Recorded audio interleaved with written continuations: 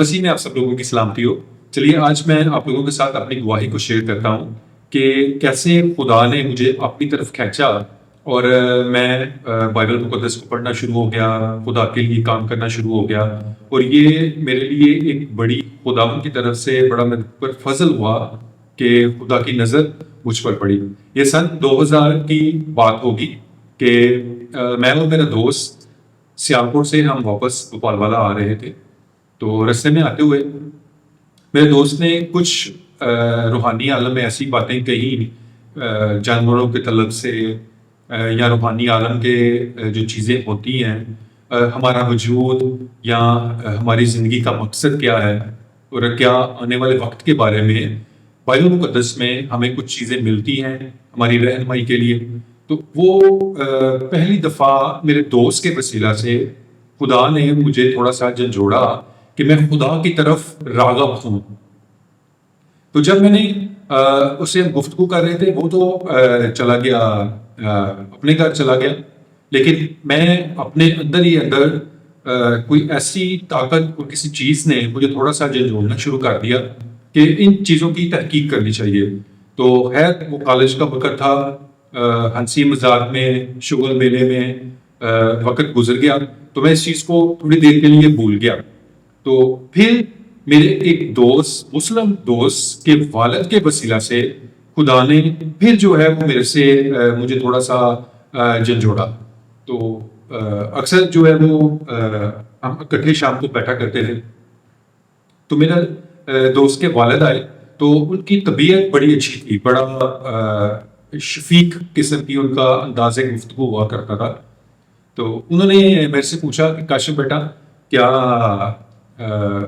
انجیل مقدس جو ہے وہ پڑھتے ہو، انجیل پڑھتے ہو؟ تو میں نے کہا انکل جی نہیں، میں نہیں پڑھتا۔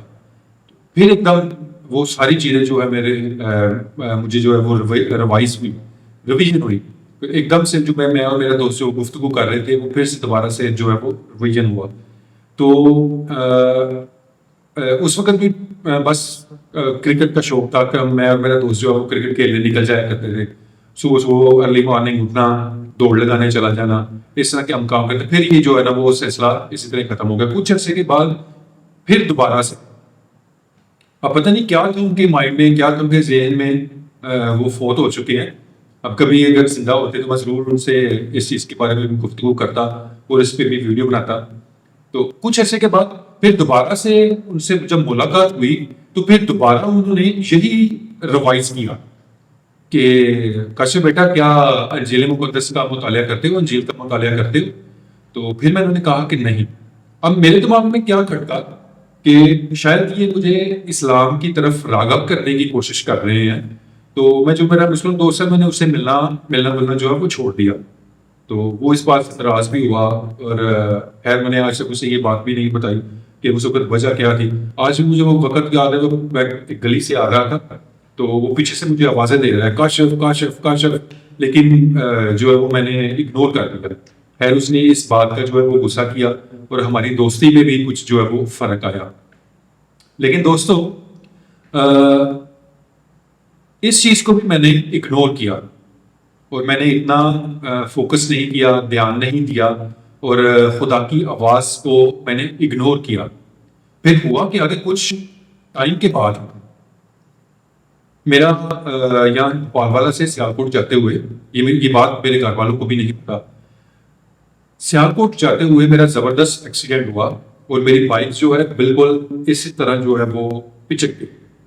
مجھے کہہ لیں کہ اس کا ہینڈل جو ہے وہ بالکل اس طرح جو ٹرن ہو گیا، ایسے ایک دم سے آ کے بالکل جڑ گیا ساتھ، اور میں نیچے ایک دم سے جو ہے وہ نیچے گر گیا، اور کافی زیادہ جو ہے وہ لوگ اکٹھا ہو گئے۔ اور جب وہ اکٹھا ہو گئے انہوں نے اٹھایا کہ ٹھیک ہے کہ ہاں، میں نے کہا خدا کا شکر ہے کہ مجھے کچھ ایک خروج تک جو ہے وہ نہیں آئی۔ اور جب میں لے کے گیا فیکٹری میں گیا میں، تو مالک جو ہے وہ دیکھ کے ایک دفعہ پریشان ہو گیا۔ وہ کہتا ہے کہ کاشف تو ٹھیک ہے، اور جو تیرے بھائی کی حالت ہے، اور یہ کسی معجزے سے کم نہیں ہے کہ تو زندہ ہے، یا تجھے ایک خروج تک جو ہے وہ نہیں آئی۔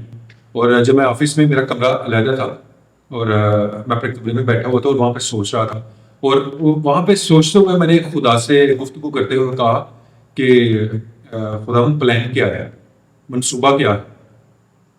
اور یہ میں اور اس کمرے میں اکیلے بیٹھے ہوئے میں خداوند سے گفتگو کر رہا تھا کہ میں خداوند پلان کیا ہے، منصوبہ کیا ہے، مجھے رہنمائی بخش، گائیڈ کر، تاکہ میں تیری مرضی کو جو ہے وہ پورا کر سکوں.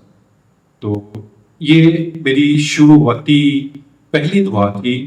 اور 2001 میں نے ابھی تک بائبل مقدس کو کھول کے پڑھا نہیں تھا، دیکھا نہیں تھا. تو لیکن یہ ہے کہ اس واقعے کے بعد شاید پہلی دفعہ یا دوسری تیسری دفعہ شاید میرے منہ سے خدا کا لفظ نکلا ہوا ہوگا. لیکن اس کے بعد ہوا کیا کہ میرے اندر کا سکون جو ہے وہ ڈسٹرب ہونا شروع ہو گیا. اب اس کو میں نیچے ڈسکرپشن میں لکھوں گا کہ شاید میڈیکل ٹرم میں اس کو کچھ جو ہے نا کچھ کہتے ہیں کہ ٹرم ہے. میں اس نیچے ڈسکرپشن میں یا اس ویڈیو کے نیچے آپ دیکھیے گا کہ اس میں کچھ جو ہے نا میں سرچ کر کے گوگل سے وہ آپ لوگوں کے ساتھ شیئر کروں گا. تو اب اگلی سٹوری جو ہے وہ آگے آپ لوگوں کو بتاؤں گا. اگر آپ اس چینل پہ نئے ہو تو چینل کو سبسکرائب کرو اور ویڈیو کو شیئر کرو. تو اگلی ویڈیو میں جلدی ملتے ہیں.